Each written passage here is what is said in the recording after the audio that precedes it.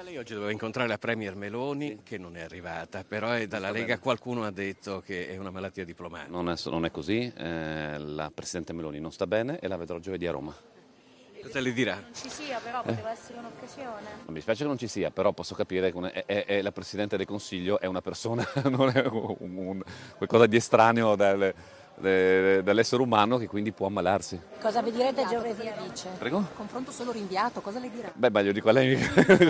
Dalla febbre da crisi di maggioranza alla febbre vera da influenza della Premier Giorgia Meloni. Una cosa è certa, il dossier politico Friuli-Venezia Giulia è diventato bollente. Il governatore lavora alla ricucitura fra i partiti in attesa del faccia a faccia decisivo di giovedì a Roma con la presidente e leader di Fratelli d'Italia. Del resto, a proposito di termometri, la crisi si è rinnescata proprio sul tema sanità a Pordenone, con il ministro Ciriani a lanciare dardi infuocati all'assessore Riccardi. Citerò Billy Wilder, la situazione è drammatica ma non seria? Ma no, io credo che ci sia una dialettica interna alla maggioranza, oserei dire in alcuni tratti muscolari. Io penso che alla fine il Presidente della Regione abbia forza e autorevolezza.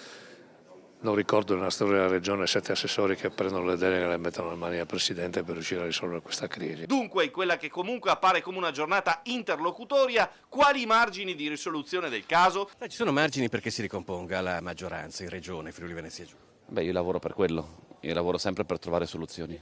Intanto, nel corso del summit veneziano, l'Italia delle regioni, il governatore Fedriga ha preannunciato che, nonostante l'impugnazione della legge sul terzo mandato della regione Trentino, formalizzata ieri, la conferenza delle regioni, al netto delle diverse sensibilità dei presidenti, ha votato un documento unitario da inviare al governo sul tema per chiedere un approfondimento. Per quanto riguarda la questione dell'impugnativa ieri, io credo che tecnicamente le regioni a statuto speciale, come ci dice la consulta a seguito della sentenza della Campania al punto 6.6, non siano coinvolte dai principi generali del limite perché hanno un autogoverno previsto dagli statuti, dopodiché la consulta ci darà una risposta.